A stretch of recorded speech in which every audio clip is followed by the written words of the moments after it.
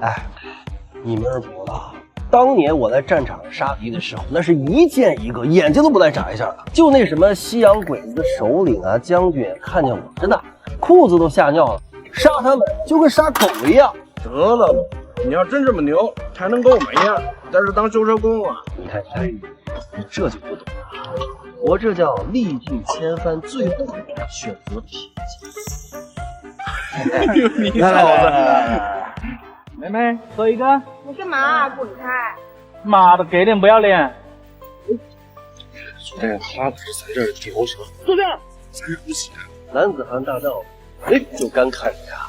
昨天，小妹妹，我们继续啊！滚开！别坏了老子的兴致！你他妈！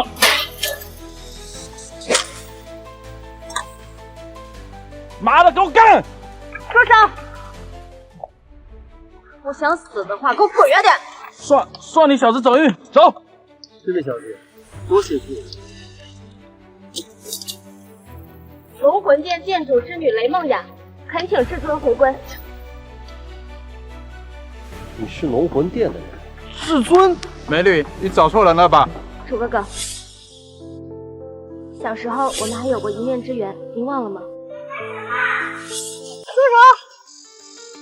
一个小毛孩还想英雄救美？谢谢小哥哥，救命之恩，你叫什么名字？我叫楚天。哦，原来是你啊！楚哥哥，你想起我了。我们这次来找您，是想请您重出江湖，为我们龙魂殿解难。哎呀，5年前苏家家主救了我以后，我便入赘到苏家，现在只想过平静的生活，还是请回吧。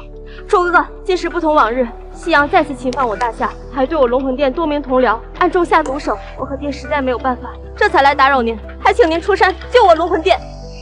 罢了，那我就再帮你。多谢楚哥哥出手相助。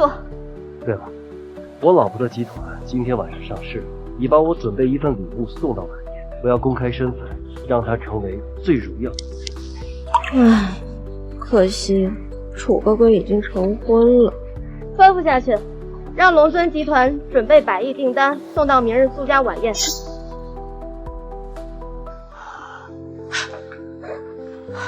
爷爷，一定要找到他，这是爷爷最后的遗愿，希望你以身相许，楚至尊。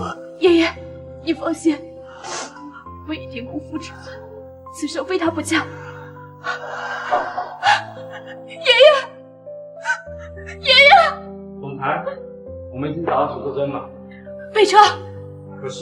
可是什么？他已经结婚了，成了苏家上门女婿。他已经结婚了。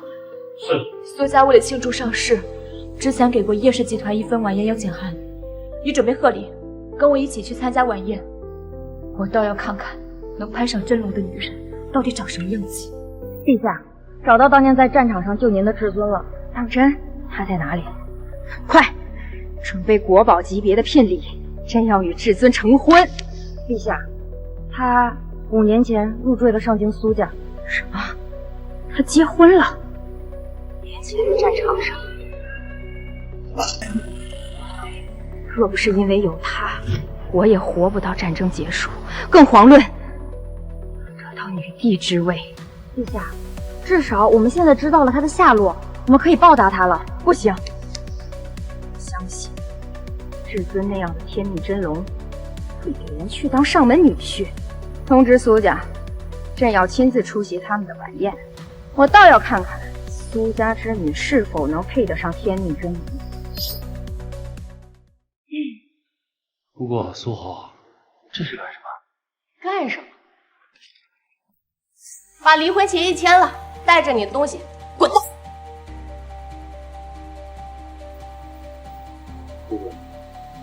我跟苏菲的婚礼是爷爷当年定下来的，爷爷刚走了没几天，你着急让我跟苏菲离婚，你就不怕九泉之下爷爷寒了心吗？你还有脸说？要不是那老不死的昏了头，再让苏菲嫁给你，你能攀上我们家苏菲呀？哎呀，现在她可算死了，我可不能让再拖累我。就是，现在我姐可是贵为天舟集团总裁，而你不过就是个小小的修车工，如何配得上她？若不是5年前苏老爷子救了你，你当真以为我看上你的苏家？若不是我的人暗中扶持，你们苏家怎么可能从濒临破产的集团做到上市？狂妄！你只不过是那老不死从路边捡回来的野人。要真有什么本事，怎么窝窝囊囊做了5年的修车工？快签字！苏菲呢？让她亲自跟我说。实话告诉你，我们菲菲啊，正陪着龙尊集团董事长的儿子黄少共进晚餐呢。只有他那样的才智，才能配得上我们家菲菲。要是那个臭名昭著的盆库，你们怎么能让苏菲跟他在一起啊？你也敢诋毁黄少？哎，他可是身价100亿的总裁，随便吐口沫子，都能砸死你！哎呦，疼！哎呦，怎么办呐？哎呦，救命啊！苏菲，你快来看看你的好老公！楚天，你干什么？楚天，你干什么？苏菲，楚天，别把事情闹得太大，我们好聚好散。你什么意思？真的要跟我？你还没有认清自己的身份吗？我们根本不是一个层次的人。要不是爷爷非逼着我嫁给你，你连认识我的机会都没有。这里有100万，就当你在我苏家当了5年的保姆。5年的感情，就指着这100万吗？嫌少。楚天，你别不识好歹，这5年来你在我苏家白吃白喝也够本了。苏菲，要我说1分钱都不用给，像他这种废物能给你带来什么呀？能像我这样给你带来实实在在的利益？龙尊集团100亿订单，这是我给苏家集团上市送的贺礼。哎呀，感谢皇上！这有这100亿订单，我苏家定能跻身上级名流了。苏菲，你知不知道，这100亿订单是我安排龙尊集团送来的？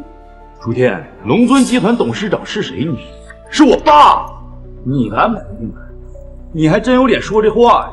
够了，你不过是社会最顶级的修车工，怎么可能认识龙尊集团？快签字！来，别再纠缠我们家苏菲了。我最后再问你一遍，真的可以？我最后再问你一遍，真的要跟我？我们不是一个层次的人，就算你高攀上我，事后也会因为矛盾分离。既然你想离婚，那我就答应。但是我要告诉你，这5年高攀的不是我，而是你们苏家。你记住了，你们苏家所拥有的一切都是我的施舍。那这100亿订单，我会亲自取消。100亿级别的订单，除了我爸，没人能取消。好，那我就拭目以待。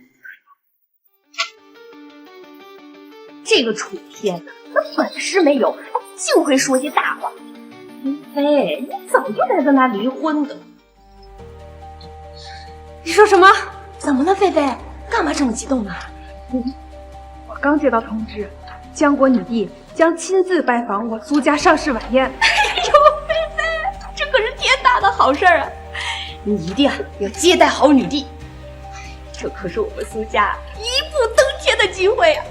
楚天，我会让你知道，离开你，我苏菲只会过得更好。苏菲，看到那个女人没？叶氏集团总裁叶希水，上清鼎鼎有名的大人物，我带你引荐一下。叶总今晚出席我苏家晚宴，肯定也有和我苏家合作的意向。若是能把握住这次机会，我苏家肯定能更上一层楼。马上去。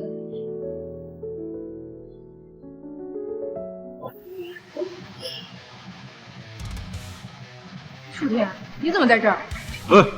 谁让你进来的？我说过，你们苏家拥有的东西都是我的施舍。我今天就要亲自取消100亿订单，让你看清真相。你是来签约会捣乱的。楚天，你怎么能用这么卑劣的手段来报复？你要是嫌钱少，我给你就是了。楚天，我还以为你不要那100万死搏硬气呢，没想到今天是来签约会报复我姐的，你可真恶心！你们到现在都还以为我是为钱而来的，不然呢？像你这种屌丝，心里想什么我还不清楚。这是500万，现在跪下，边学狗叫边把我鞋舔干净，我就赏给你。怎么回事？恩公被别人侮辱，他妻子怎么就在旁边看着？洛雅，通知下去，我跟苏家的婚约废掉，100亿订单取消，还有让黄龙给我滚过来，亲自收拾他这个儿子。什么？婚约取消了？小姐，什么取消？楚哥哥和苏家的婚约取消了。这是好事啊，小姐。这至尊的婚约取消，您就有机会了。备好车子，我要亲自去婚宴现场。还有，通知黄龙滚到晚宴，好好管管他儿子。报陛下，晚宴传来消息，楚至尊已与苏家小姐解除婚约。还有这等好事？你确定他们已经离婚了吗？现场情况复杂，形势尚不明朗。我记得镇海总督吴梦海应该就在这附近，先去让他看看什么情况。是。这100亿订单被你一个电话取消，你以为演电视剧呢？别说取消100亿订单，只要我愿意，整个龙尊集团都是我囊中物。在我面前妄议龙尊集团，你也太不把我这个集团董事长儿子放在眼里了吧？也佩服你的眼，别说是你了，就算是你爹来了，我也不会这么轻易。好，在座的各位，谁今天能卸楚天一条胳膊，我给2000万；谁要能卸一条腿，我给5000万。这么多钱去杀一个赘婿，太夸张了吧？能付过2000万，这比我们整个公司的事情。你开心吧，楚天？这是你身价最高的时候了。楚天，这就是你乱说话的下场。现在赶紧给皇上跪下道歉，说不定皇上心软还能饶你一命。让我给他道歉，他也配？狂妄至极！凡是取得楚天人头者，赏金1亿。不管了，撑死胆大的，我先来。我看谁敢动他！我看谁敢动他！叶总，你这是什么意思呀？叶总，我劝您没别的事就快闪开，免得我们误伤到了您。放肆！今天我在这里，我看谁敢动他！是。公公，您以前救过我爷爷的叶氏集团，我是来报答您。我当你是哪来的底气，敢这么跟我说话？原来是傍上叶总了呀！楚天啊，你这么不要脸啊！这吃完我侄女的软饭，又去吃叶总的，你这只会躲在女人背后的废！苏小姐，我劝您谨言慎行，敢得罪我恩公，您到时候怕是怎么死的，他都不知道。叶总啊，你是不是被这个废物给骗了呀？这就是一个好高骛远的废物，不值得你付出啊！有眼不识真龙的蠢货。不过这样也好，既然你们苏家跟恩公的婚约作废，那我就自愿嫁与恩公为妻。叶溪水，给你个面子，叫你声叶总。你叶氏集团还比不上我龙尊集团，再不滚，我连你一块打！我看今天谁敢动楚先生，我就下达行业封杀令，永久封杀谁。龙尊集团100亿订单到。谁是苏菲小姐？这里使者大人，她就是苏菲。这是龙尊集团给天舟集团的100亿项目合作订单。太好了，姐，我们苏家就要一飞冲天了。楚天，你不是取消了龙尊集团的订单吗？他怎么还是送到了我的手上？你跟他废什么话？我爹就是董事长，他要是取消了订单，我能不知道？楚天，这就是我们的差距。今夜过后，我就是100亿新兴总裁，而你只是一个被我抛弃的废物。我说了，订单已经取消，现在送来的不过就是一张废纸罢了。好大的口气，这可是100亿！你从上辈子打工到现在，也赚不到这么多钱吧？苏小姐，别把话说得太满，100亿而已。即日起，叶氏集团分给楚先生1半。叶溪水，你怎么就瞎了眼看上这么样一个人？你要是缺男人，你找我呀！楚天，你疯了！为了报复我，你竟然毁了苏家订单，你是要整个苏家为你陪葬吗？造孽呀！我们苏家怎么就摊上个你这样的灾星啊！活生生把我们苏家飞黄腾达的机会造走！哎呦！来人，给我打断他的双手双脚！我要把他做成人质泄愤！都给我住手！爸，你怎么来了？我怎么？那是怎么回事？你知不知道你惹到大人物了？是。开车，送我去苏家晚宴。有会？开个屁的会啊！不知道是谁在苏家晚宴上得罪了雷小姐，我赶紧去赔礼道歉。整个农村都完了。大人物，爸，你说的大人物不会是他吧？他是？我不认识。那个畜生！我说的是龙魂殿主之女雷梦雅，那份百亿订单就是他让我给苏家的。黄董，我们根本没有见过雷小姐，何来得罪一说？哦，我知道了，肯定是雷小姐已经到了晚宴现场，看到这儿有个跳梁小丑在捣乱，还撕了他的订单，所以才生了气。黄董，我叶氏集团愿意承担苏氏100亿订单的损失。叶溪水，你不在叶氏集团好好当你的总裁，跑到这儿来趟什么浑水？这小子得罪了雷小姐，就是得罪了龙魂殿，他难逃一死。难逃一死？你知不知道？就是你口中的这位雷小姐请我出山，帮助他们龙魂。别说是雷梦，就算是雷震宇来了，在我面前也得臣服。混账！既然对店主不敬，今天不把你五马分尸，我就对不起店主对我的栽培。叶溪水，你要不想你叶家跟着一起陪葬，就给我让开。我说了，今天我要保他。诸位，谁要是能杀了叶溪水，那叶家集团的资产我就分给谁。还等什么？谁敢再上前一步，我定会灭他全族。诸位，谁要敢杀了这个对龙魂殿不敬的畜生，我再追加100亿给他。楚天，这就是你狂妄的代价，众叛亲离，人人得而诛之。像你这么不知天高地厚的废物，只有傻子才愿意嫁给你。你不嫁我嫁，你不嫁我嫁。你他妈又是谁呀？都这么上赶着倒贴一个废物，这么缺男人吗？这个混账东西！黄龙参见雷小姐，母儿要足，出言不逊。你是店主之女？刚刚是哪些人叫嚣着要杀了楚哥？雷小姐，卑职不知道楚先生是您的贵宾，还望您高抬贵手，念在我们楚家这位龙神殿兢兢业业的份上，放我们一马。楚哥哥，您说该怎么处理？放你！刚才你们把我和林溪水逼上绝路的时候，有没有想过要放我一马？够了，楚天，得饶人处且饶人。你所谓的底气，不就是靠身边这2个女人吗？一次性吃2个女人的软饭，真是不要脸！你给我闭嘴！你以为你们苏家的100亿订单从何而来？若不是楚哥哥亲自安排，我连这样看你们苏家的耐心都没有。你这是什么意思？100亿订单是楚天给我们苏家争取来的？这些年，我怕我的身份给你带来压力，没想到你刚有了一点成就，就看不清自己。要是早点告诉我你的身份，我们也不会走到今天这一步啊！好，你不是不想离婚吗？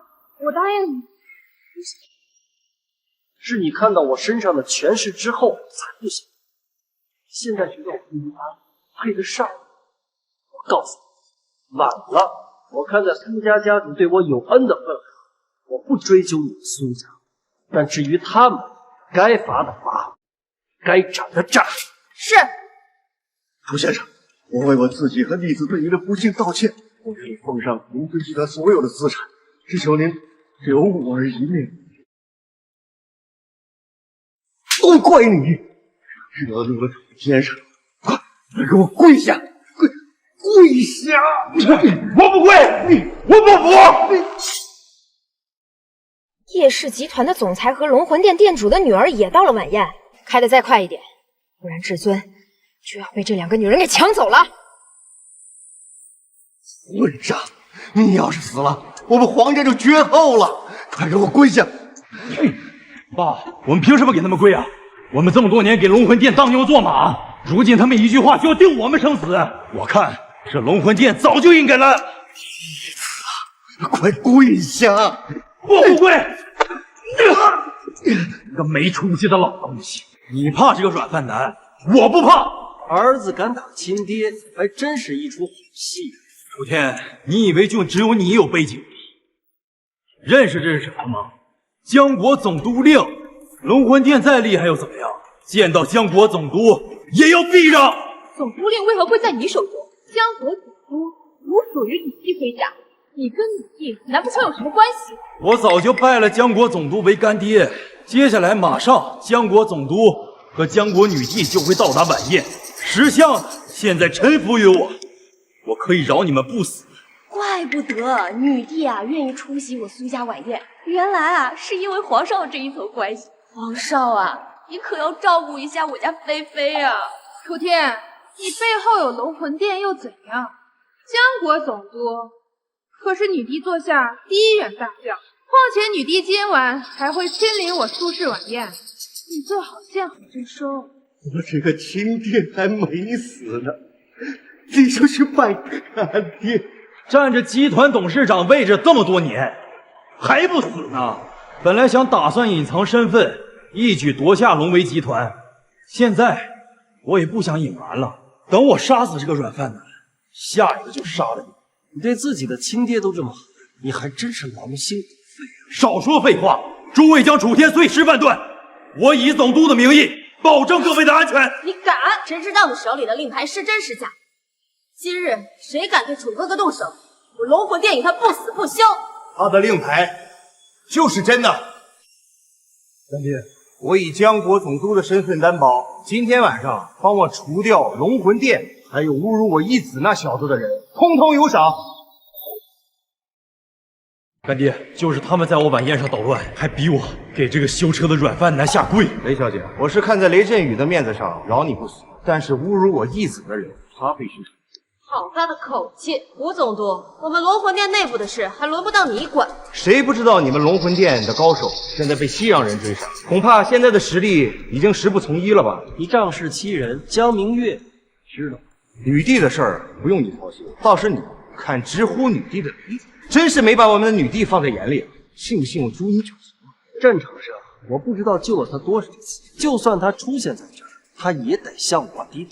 别大放厥词了，就你还上过战场。楚天，女帝等一下就会亲临我苏家晚宴，我劝你啊，赶紧跪下认错，说不定女帝慈悲还能放你条生路。我再给你最后一次，站着四断双腿，给我的义子下跪道歉，否则我就亲自把你的腿打断，然后让你亲眼看着我把这两个小妞给玩坏，再慢慢的把你折磨死。放肆！我们打个赌吧。打赌？我倒想看看你有什么花招。我们就赌女帝来的时候，自断双腿跪在地上求饶的不是我，是你。我看你已经开始说胡话。我身为女帝座下第一总督，除非他患了失心疯，否则为什么罚我呀？别跟他们多费口舌了，先把楚天杀了，再把雷梦雅这个贱女人抓起来，去威胁雷震宇。到时候，整个龙魂殿乃至整个大夏，都是我们江国女帝的囊中之物啊！好，在场的各位愿意归顺我的，我代表女帝放你们一条生路，否则杀无赦。我愿意归顺总督，我也愿意。这就是跟我作对的下场，你今天死路一条。江国女帝驾到！楚先生，终于见到您。楚先生，终于见到您。你怎么给一个软饭男下跪？他可是5年前在战场上救过我命的恩人。楚天说的竟然是真的。菲菲啊，咱们刚才那样对楚天，会被他报复回来吧？你是不是搞错了？这个男人什么德行我最清楚，他就是一个不思进取的废物，怎么可能救过您呢？废物，有眼无珠的东西！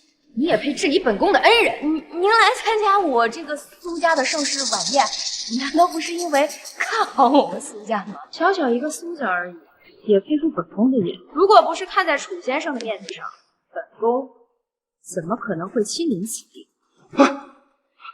楚哥，楚爷，刚刚真是误会啊！我不知道你和陛下的关系，所以才冲撞了你。误会？那他身上的至尊令也是误会。他那是假令牌啊！哦，对，那是他自己刻的假令牌。这令牌是你亲手给我的呀？谁他妈是你干爹？你私印总督令牌，其罪当诛！来人，把他拖下去给我斩了！你还记得咱们的赌约吧？是我有眼不识泰山，我甘愿为你当牛做马，求你饶我一条性命啊！你来晚了，你没看到你这坐下第一总督刚刚有多伟？他不光让我向他的干儿子跪下道歉，还要让我自断双腿。当真说过此话？我错了，我真的不知道楚爷的真实身份呢。所以啊，我就跟他打了个赌，赌你来之后，看看到底是谁要自断双腿。给我拉下去，打断他的双腿，关入黑狱。怎么样，黄药？你最大的倚仗都没有，还有什么底牌没用？你不就是救过女帝一命吗？这就是你最大的底气。到头来，你不过还是一个吃女人软饭的废物。这个时候还在嘴硬，我哪里有眼无珠，冒犯了楚先生。这巴掌打你认贼作父，为了攀附权贵，跟别人为父。这巴掌打你冒犯女帝，天津圣女被楚先生所救，岂容你在此羞辱？没想到你倒挺不顺。天下我们不知道你的真面目，冲撞了你，要杀要剐，悉听尊便。但是我黄家就这么一根不争气的毒苗，我愿奉上龙尊集团所有资产，以求放我儿一条贱命。你把龙尊集团给了他，我以后怎么当阔少啊？看来你这个儿子还是不服气啊。这样，我留他一命，但我要拔掉他的舌头，作为他出口狂言的代价。你愣什么？动手！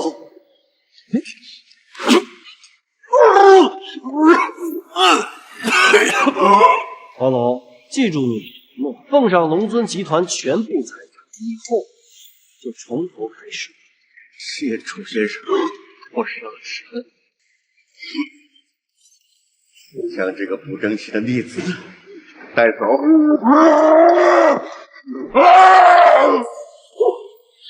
至于你们苏家，菲菲啊，你快去跟楚天求情，求他饶了我们呀！我们苏家不能没落呀！我不想跟黄耀祖一样流落街头，快去求你姐夫呀！我承认，之前确实是我小看了你，但你也不用这么小肚鸡肠。那你刚才和黄耀祖逼我下跪的时候，你怎么不劝他大度点？我们错了，那之前都是误会一场。你跟菲菲啊，好歹也有5年的感情，你就原谅他这一次吧。夫妻吵架不都床头吵床尾和吗？今天晚上让我姐夫陪你睡一晚。呸，真恶心！这时候上赶着舔楚哥哥了。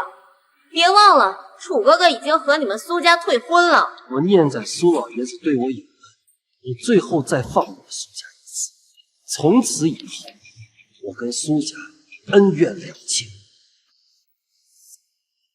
鼠目寸光的女人，放弃这泼天富贵的滋味，好受吗？苏小姐，我还要谢谢你和楚哥哥退婚，这样我才有机会追求楚哥哥。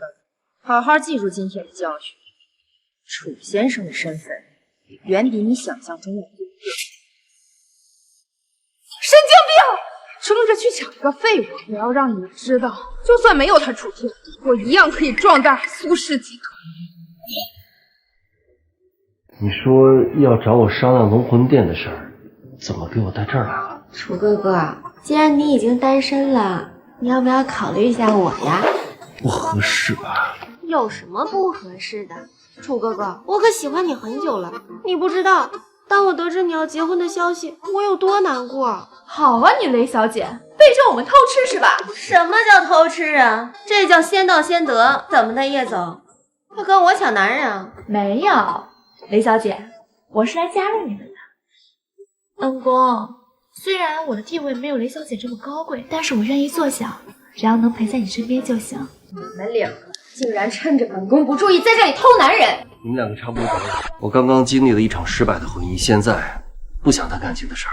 我刚好有事情，暂说无妨。我想请您组织一场宴会，召集天下的豪杰，与西洋的军队进行反攻。你们江国也被西洋人的军队侵犯了吗？现在出现了一个自称魔主的将领，他参加战争只为了杀人，用以修炼某种功法。若不加以阻止，整个人间都会成为炼狱啊！出谋未到，本就是我的责任。梦雅，那就麻烦你在龙魂殿组织一场腾龙大会，我要召集天下英豪一起攻打西洋。放心吧，楚哥哥，包在我身上。喂，王总，我们之前的合作取消？别！哎，喂，陈总，我们之前申请的贷款什么时候能下来？贷款？你们苏家已经被拉入全大夏集团的黑名单，谁敢批给你们婚？都怪你呀！要不是你和楚天离婚，咱们苏家也不会落到这个境地呀。当初我和楚天离婚，你不也是举双手赞成的吗？好消息，天大的好消息！什么好消息呀？我们苏家都要完蛋了，还能有什么好消息？苏红，你快说，什么消息？5年前失踪的至尊即将回归，龙魂殿即将召开腾龙宴，召集天下豪杰。如果我们能借此机会攀上至尊，那我苏家的危机不就轻松解决了？哎呀，天无绝人之路，我苏家有救了。话虽如此，只是且不说攀上至尊的关系有多难，单是那腾龙宴的邀请函，怕是都不好拿到吧？我都打听好了，至尊手下第一大将军许飞近日就在上京。姐，邀请函他肯定有，我们去找他帮帮忙吧。许将军你好，我是新氏集团总裁苏菲，这是我妹妹，听闻您到访上京，特地来拜访。早就听闻苏氏集团美女总裁美丽动人，今日一见，果然名不虚传呐。将军大人，是这样的，我们来这里呢是有件事想请您。说说看。我们听说龙魂殿要为至尊举办腾龙宴，想向您讨一张邀请函，一睹至尊风采。原来你们是为腾龙宴。老实说呀，你们不是第一个来找我帮忙，一声东西对我来说不算什么难事，只是我能做到的，什么条件我都答应你。大当真？那就好办，给我睡一觉。许将军，一张邀请函对您来说并非难事，你何必这样刁难我？给别人，那当然不算什么难事。可是整个上京谁不知道，你们同时得罪了3大神，把邀请函给你，怎么很难办？姐，别犹豫了，你就睡一觉嘛，这是我们苏家最后的机会啊！好，为了苏家，那我就不打扰将军雅兴了。慢点，谁说我只睡菲菲了？那你的身材把我伺候爽了，就把邀请函给你。怎么不服气？可以滚啊！到时候你们流浪街头，我再找人把你们抓回来慢慢搞。到时候我可没不好说话。哎，对嘛，放心吧，把我伺候舒服了。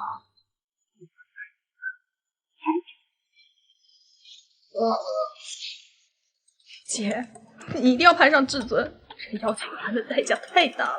楚天，这一切都是你害的。等我到了腾龙宴，攀上至尊，我一定要你和那3个贱女人不得好死。安公，这腾龙宴在叶氏集团最大的会场举办，效果还不错吧？安公，我的背景没有雷小姐跟美丽那么大，只能做一些力所能及的事情。楚天，你凭什么在这儿？这腾龙宴的承办商是我们叶氏集团，他自然能在这里，反倒是你们，我已经下令封杀苏家，你们又是怎么混进来的呢？我们可是有邀请函的人，不像某些人靠吃软饭硬蹭进来。你有邀请函又如何？谁不知道你们苏家马上就要破产了？你们混进腾龙宴，无非就是想找一新靠山罢了。楚天，你这么做对得起女帝吗？我做了什么对不起姐？我什么意思？你最清楚不过了。这边吊着叶溪水，那边和雷梦雅暧昧，你玩的真好。舒服。苏家晚宴是你最后一次机会，不要再见上一起。住手！你就是楚天，大庭广众之下对一个手无缚鸡之力的女子施暴，真不知道女帝是怎么看上你的。战神殿殿主董天雷。战神大人，这男人堪称极品软饭，是这女帝的软饭，还同时跟另外2个女人乱搞，简直辜负女帝的一片真心。老子生平最瞧不起靠女人的男人，像你这样的软骨头，不配出现在腾龙宴。滚！我要是离开了，那这腾龙宴岂不是就白办？你以为你自己什么身份？要不是看在女帝的面子上，你恐怕站在这儿和我说话的资格都没有吧？这话说反了，我要不是看在江明月的情分上，我连搭理你的兴趣。好大的口气啊！你信不信？就算老子打断你一条腿，陛下也只能是睁一只眼闭一只眼。吃软饭就吃软饭，装什么大丈夫？你现在拥有的权势，不都是女帝施舍？这种男人啊，这总想着软饭硬吃。我劝你还是少说点大话，这不然啊，要是又失了宠，那小心被得罪的人啊，碎尸万段。且不说我跟江明月的关系清清白白，就算我们2个人扯上关系，那也是他依附于我楚天，从不躲在女人背后。你们根本就不知道恩公的背景，以恩公的地位，即便我做小妾，也是容寸之志。能吃上女帝的软饭，心里乐呵乐呵得了。这种大话都说得出口，小心祸从口出。他不就是女帝的男宠吗？说难听点，女帝要是不要他了，他就是烂布一块，谁要他？楚小友，你说话也未免太难听。别忘了苏家晚宴是女帝和我们龙魂殿大小姐救你于水火之中，难道大小姐的地位还不如你吗？现在赶紧跪下来给陛下道歉，否则我以战神殿的名义将你押入黑狱，永生不得重见天日。我最后再说，不要再拿你们所谓的身份和权势来压我。我的身份世间无双，无人能比，无人能及，在我面前，没有人能称王称霸。大家听见没？他楚天就是一个忘恩负义的负心汉。女帝和雷小姐为他做了这么多，他居然连一点感恩之心都没有。战神殿侍卫，将他给我绑起来，押入黑狱。参见陛下。都退下吧。这个男人根本不值得您托付啊！从他身上，我根本看不到男人应该有的一丝担当，只有满口大话。我建议您立刻跟他断绝关系。那是您不了解他，绝对可以称得上是伟大的。我尊称您一声陛下，是因为您在战场上立功无数，对得起我江国那些死去的将士和百姓们。如果说今天你执意要在这个男人面前俯首称臣，你置我江国于何地？女帝，你别忘了，你背后还有一整个国家。你若是承认你不如楚天，那岂不是相当于说整个江国的分量不如一个男人吗？闭嘴！我说过了，是你们不了解楚天先生。莫说是我，就算是今天在场所有人的身份加起来，都比不过他。他能有什么真实身份？不就是救过你？战场之上，天子与庶民同命。今日你救他，明日他救你，这都是很常见的事儿。也就你吧，痴情到以身相许。原来如此，这就是你偏袒的原因。就算你贵为女帝，也不能因为儿女私情而不顾大局。你若执意偏袒这个男人，我战神殿第一个弹劾你！看谁敢上前！女帝，玩忽职守，一起拿下！现在连女帝也保不住，这天下还没人敢动。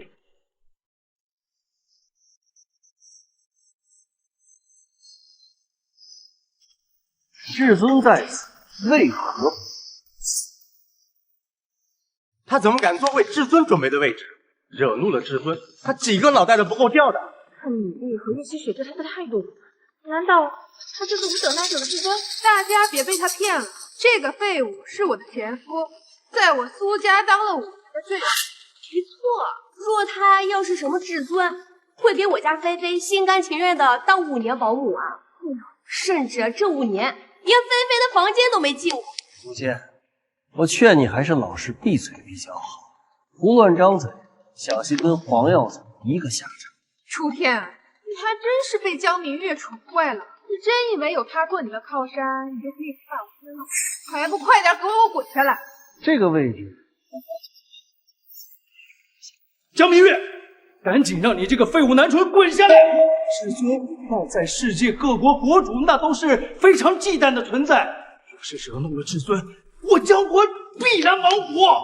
董大战士，你放心，我就坐在这儿，要是有什么后果，我一无只要有楚天先生，都代表江国。无耻女流！至尊可是5年前以一人之力平定西洋的传奇，各国国君谁敢忤逆至尊？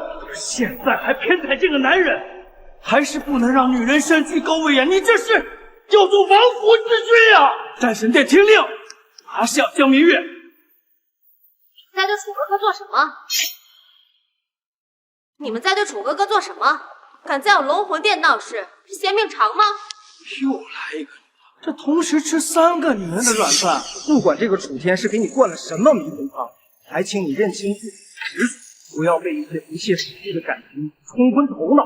楚天，这下大家都看清了，无论你解释的再冠冕堂皇，都只是一个缩在女人背后的废物。你们1句2句的有完没完？楚哥哥愿意吃我的软饭，那是我3辈子修来的。大小姐，您的父亲乃是龙魂殿殿主，护国大将，是在战场上浴血杀敌的铁血硬汉，绝不可能认可一个软脚虾一样的男人。不当了，不劳你费心。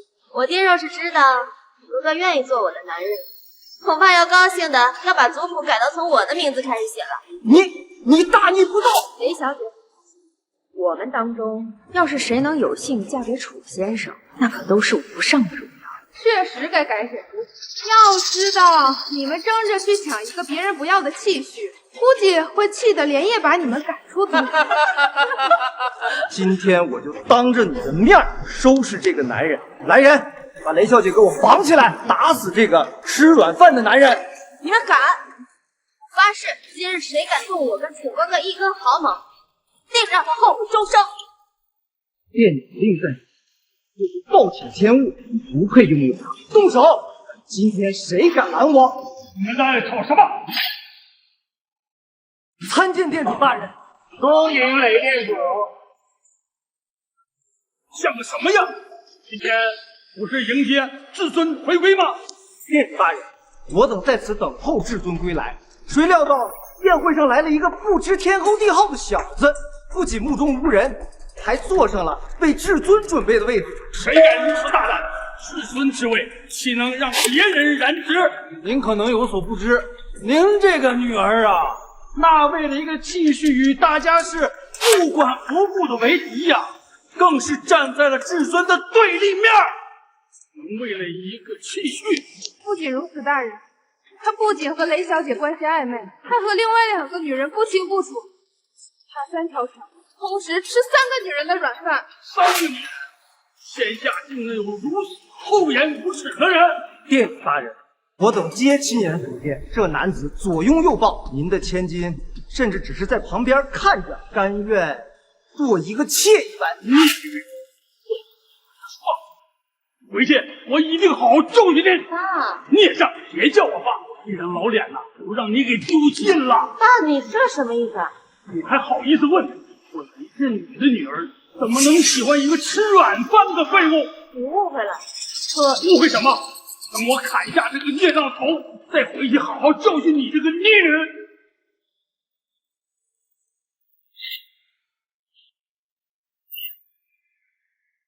殿主大人，您怎么这么不小心？肯定是被这个不少女气疯了呗，一时没站稳。他就是那个气质。对呀，殿主。楚天，你脑袋都快跑住了，还能这么悠闲的坐着？不过现在求饶也晚了，最多呀就是给你一个痛痛。雷殿主，你不是要砍我的脑袋吗？子子狂妄之极，根本没有把我们放在眼中。我号召全场豪杰，与我一同共诛此子，以敬至尊。我战神殿董天雷愿共诛此子，以敬至尊。连雷店主都要杀这个小子，这小子肯定不是什么至尊。我云家愿共同和合，以尽至尊。我武家愿共同以尽至尊。一群乌合之众，希望你们等一下也能拿出这样的气。店主大人，还等什么？还想着这个孽畜？混货！知不知道他是谁？店主大人，您怎么打我呀？打的就是你！你可知道他的身份？他可是我家的乘龙快婿啊！梦雅，你给我找了一个好女婿啊！您疯了！您不是最瞧不起吃软饭的男人吗？对呀，店主大人，而且他还脚踏3只船，你就不怕他有什么病啊？你懂什么？那叫吃软饭吗？喜欢我贤婿的人越多，说明他越优秀。你身为久经沙场的护国战将，怎么可以为了一己的儿女私情偏袒这个软饭男？我龙魂殿的家务事儿，轮不到你战神殿来插手。我就搞不明白了，这楚天难道真会什么内术？那3个贱女人被他迷得神魂颠倒也就罢了，怎么连你也要把他当个宝啊？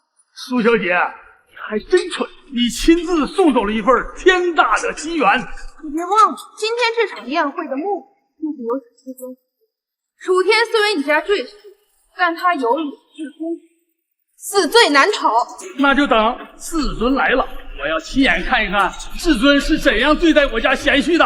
不用等他了，今天就由我在处理你们这群垃圾。现此将军令，除将军千里。我以将军名义诛杀对至尊不敬之人。大将军许飞的将军令，见将军令，如将军本人亲至，我等拜见将军。是至尊之下第一人呐，乃是至尊真正的左膀右臂。这个姑娘背景如此之大，怪不得不惧女帝和我龙魂殿。楚天，你是瞎了吗？这可是至尊之下第一人许将军的子。这块令牌还是当年我给的。你可知道这个令牌乃是至尊当年亲手颁给许将军，让其征战四方。你有什么脸说这块令牌是你颁给他的？那许飞不过是当年战场上快死的一个小兵，要不是我大发慈悲把他留在身边，他怎么会一步一步向将军去？故事编的还有模有样的，你有什么证据？那块令牌是我亲手的，看看后面有没有一块。飞呀，你快看看，这群人真有刀痕啊！你为什么知道这块令牌背后有刻痕？这块令牌是我亲手做的，自然知道。他竟然真的是至尊，那我们刚刚不是把他给得罪惨了吗？至尊大人，我们刚才不是故意的，都是他们先挑起的。一群墙头草，这刻痕只不过是他蒙对了吧？不过他只蒙对了一半，这令牌背后可不止一道刻痕。你竟敢骗我们！许大将军每日在战场上杀敌，佩戴的就是这块令牌。被敌人看到，那再正常不过了。我看你早就猜到了吧？一而再，再而三耍我们，不把你千刀万剐，难解我心头恨。我这个店主都没有发话，轮不到你这个长老来威胁楚天。你身为龙魂殿殿主，不为龙魂殿考虑，反因困于儿女情长。哼，我看你这个店主之位也该让开了。别再执迷不悟了。你若真是个男人，就赶紧的勇敢承认这一切。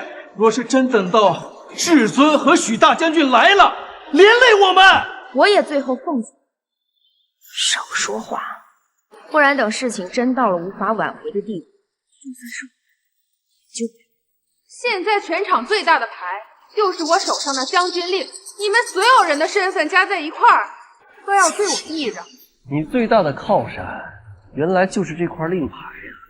付出了这么多，可惜对我来说还不够。够不够格，你试试就知道了。听我号令，围杀这个孽障！你完了，楚天，这下你必死无疑了。光武，成何体统？至尊警到了。这个人他不是至尊，他是一个冒充至尊身份，对至尊大不敬的吃软饭的垃圾。如此胆大包天，你是干什么吃的？把他给我砍了！我们也想制裁他，可是江国女帝和龙魂殿殿主不知道被他灌了什么迷魂药，宁可得罪至尊，也要保下他。龙魂殿殿主江国女帝，在我至尊军队的铁蹄之下，不过是一群乌合之众。违背至尊的意思，我命令你散尽一半的家财给我，平息至尊的怒火。你好大的口气！你一个人能代表至尊的意志吗？我们的下场，至尊会亲自出去。要是你打着至尊的名号，到处嚣张跋扈，把至尊降罪于你吗？至尊他老人家都消失多久了？除非他老人家现在莅临现场，否则这里我最大。我说的。你说的这话要是让至尊听到了，小心丢了将军之位。这娘们儿和龙魂殿小姐长，你和苏家姐妹一样，给我1万，我就放你。你敢？我有什么不敢？我是至尊亲封的大将军，行走在外，我就是至尊的代言人。那要是我不在了，这至尊之位是不是就该由你继承了？许飞，这么久没见，你倒比我更……对不起，是我得意忘形。你疯了？你怎么给这个贱人下跪？蠢货！这个睁眼瞎的蠢货，他就是真正的至尊。楚天是至尊？这怎么可能？你不是在我家做了5年赘婿吗？你之前一直是骗我的。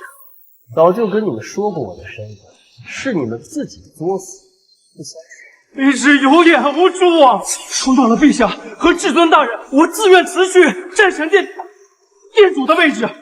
之前我便好言相劝，谨言慎行，可如今你被打脸，你也暴露过。现在你是为了江国安危的立场，我不反对。去战场上取敌方大将人头5颗，戴罪立功吧。多谢至尊大人，老夫也愿理罪，求您饶我一命。你刚才还说取代我龙魂殿的殿主之位，想用几个敌人的脑袋将功抵过，你想的太美了。剥夺其龙魂殿长老之位，让他也去战场，从小兵做起吧。楚天，我错了，是我不懂得珍惜，我不知道你就是至尊。你再给我一次机会，我们复婚吧。是，侄女婿，这一日夫妻百日恩呐，他也不是故意的，你就原谅他吧。那他刚刚拿着将军令，威风凛凛的号召众人围杀我，我只是想吓吓你。你想，如果你不是至尊，真的至尊来了，不也是会教训你？若我不是至尊，恐怕早就死在你手里。不是的，我上次苏家晚宴就说过，我们恩怨两绝，这次不会再纵容你。最后给我一次机会，我愿意给你做小，对，我愿意给你当小妾。你还是省省吧，就你这副样子，当小妾都轮不到你。我之前就说过，记住你退婚的选择，你就用你剩下的余生去后悔吧。把他们给我扔出去！苏家上京永久除名。解决完他们，该轮到你了，许飞。至尊大人，我不是故意的。我记得当初在战场上捡你回来的时候，你还向往着当一个锄强扶弱的大英雄。可现如今，你自己倒成为了一条仗势欺人的狗。至尊大人，至尊大人，我错了，至尊大人，我说以后我都听您的，您原谅我这一次好不好？我刚才看你横行霸道的样子，我就知道你这不是第一次了。谁知道你在背后干了多少的龌龊事情？这么多年我一直奋斗在一线，要不是我们这帮哥们弟兄，他们这些人，他们能享受到和平吗？我享受一点怎么了？我享受这么一点怎么了？我当初教你功法的时候，目的是想当天下苍生的保护伞，而你呢，仗着自己将军的身份，让他们对你卑躬屈膝，你觉得很有成就感是吗？一定要治我的罪是吗？军中法规一视同仁，你也不例外。那就别怪我一念旧情了。国主，助我一臂之力。国主，西洋军队的头领，你怎么会出现在这里？就是你害我龙魂殿多位同僚性命，没想到许将军竟然已经背叛我，与西洋统领狼狈为奸。怪不得你能总是精准地找到我们大夏的弱点进攻，原来你就是内奸。现在谁不知道这世间魔主的功力最强？我劝你投降算了，和我一样投到魔主帐下，不比跟这些蝼蚁在一起强。早就听闻楚至尊的大名，我给你一个建议，加入，我们一起杀光这天下蝼蚁，正道成仙，如何？就你这种货色，也配成仙？多说无益，今日你们所有人都要死！你我法力本就同源，凭什么你被人称为至尊，走到哪里都受人尊敬，而我却只能像只阴沟里的老鼠一样？我们的功法虽然同源，但你走的是杀人祭道的邪路，而我是以保护天下苍生为己任。我们正邪两立，那我就要看看你所谓的正道多强！你这靠杀人修出来的道，也不怎么样吧？愚蠢！这只不过是我最基础的力量，我杀了那么多人，真当以为是白杀的？功法里包含了数百万亡灵的怨念，有人只要沾上一点，就会魂飞魄散。大人被如此多怨念所包围，怕是凶徒极少了。我大夏之子不惧战术，拼了命也要和这魔主同归于尽！给我杀！来吧，来吧！你们来的越多，死的越多，增强我的力量罢了。我为战士，宁为国死，不为苟活。杀了你，我的法力必定更加圆满。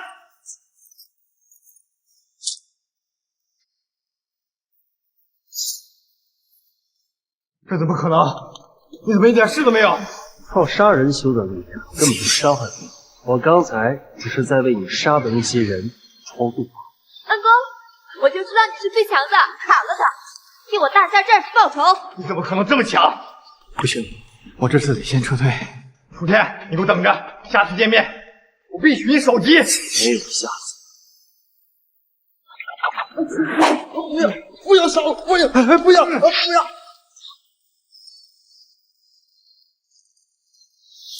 行了，楚天，你也不想你的女人死在你的面前吧？你再往前一步，我就杀了她！我大夏儿女没有天生怕死之徒，别管我，杀了他！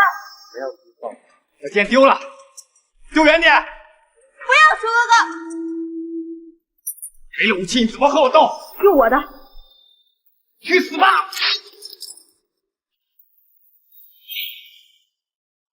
至尊大人，这次多亏你彻底的杀死了魔主，破败了西洋的军队。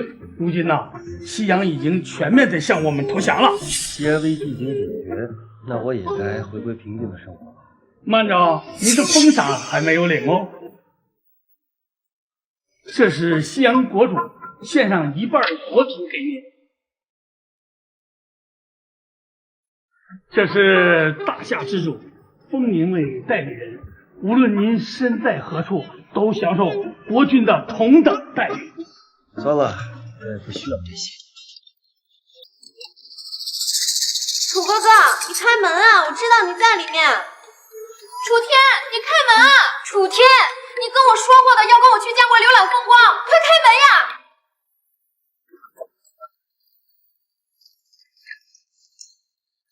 楚哥哥呢？他刚刚不是来找你了吗？楚天呢？既然战争结束了，应该跟我结婚了呀！不行，楚天他得跟我回江国，我愿意把整个江国拿出来当嫁妆。楚哥哥，楚天，你选谁？执行。我是小刀。